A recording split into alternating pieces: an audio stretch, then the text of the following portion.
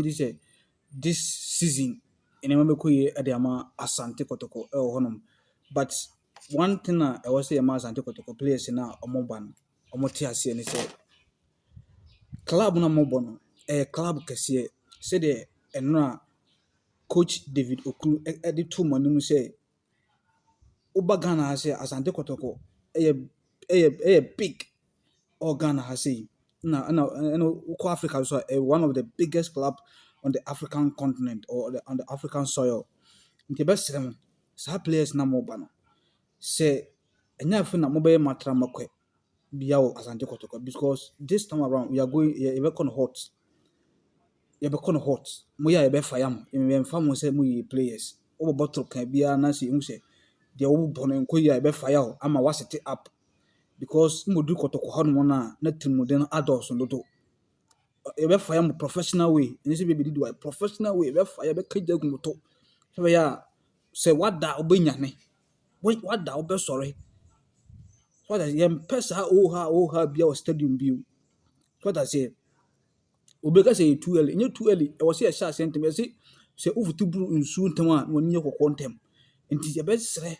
say Kotoko players na yes nsan mo ba no mpanimfu no mo de mbetima ye na omo ogidi omu ntina coach no I recommend him mpanimfu abeton ede mo betim no no nso ho ba nya afi na obetwetwe honan bia ho e was say enepa ewo mu enti a mpanimfo edo baaye no be danadi ne jawudin e Asante Kotoko say the player bi ti say Steven Odromo Mark Osemba Power mo na Hindua mo Yusuf Chisamucha Stella mo na Hindua mo Isa Ahmed mo Sheila Alasa mo Sheila Elias mo bet ma mention player bi e na yetimi bom di nika asem no enai yentimi mo player bi na no baaye emfa nka asem Asante Kotoko because of say one level man level good mark bi o performance on buy no ankoye so that say you terminate my contract because of say my performance no mo buy no ma relax say na no baba ya ka say on buy no complete sense ni edorson player bi Kotoko complete sense ni na abedorson because of say o team keto bi ni twene ka keto bi bia o de be 500 Ghana na ne oba Kotoko it twene ka bia 7,000 8,000 kopim bia 20,000 so what I say ntimpanifo mpanifo hu omodom ma se enko na se temati omo temati contract pe na afi eno so akoye emma e honom na akoye emma because of say one kasa no na onye committed say wo team no because o ti se Kotoko no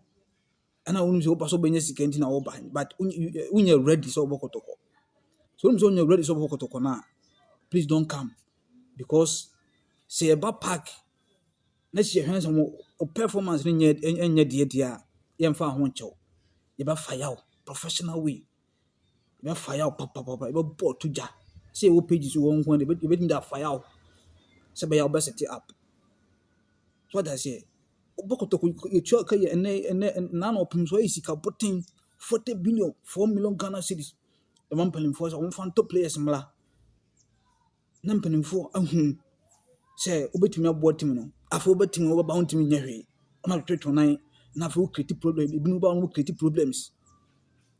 so that say ajiman e wo team no yempesa afo no bio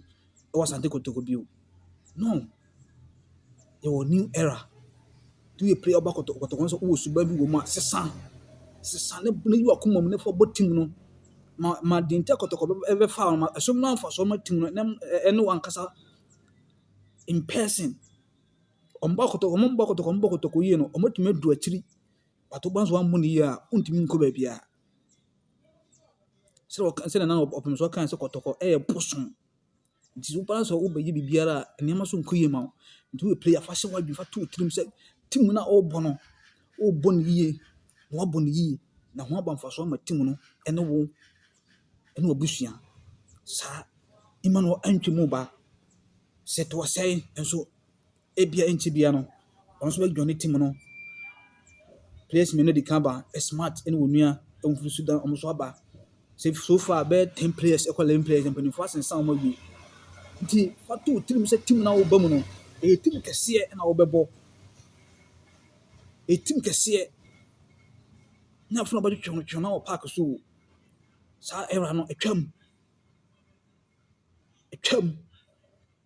John Mark ɛwɔ Kotoko ne mo din fan kansem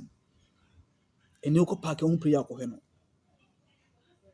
uba wa yero ho a be ko park me se me ko hwe Emmanuel Entry me ko hwe Smart me ko hwe this player sana ya hwe wasante Kotoko this time ti mabana yenye matrama ko wasante Kotoko enye sai e be find professional way in a professional way mfanto mutrim sa e wose ya se bo mu jantem na mahu mo right mo left and right ubi won one kan so a ofisi the way na right that nenye bonija o nse that way nenye papa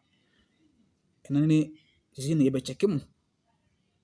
me mfa ho ndo be ka me ye make we be do my temper I don't care be da wasimo team ahwe me so shalom peace bye bye ye boy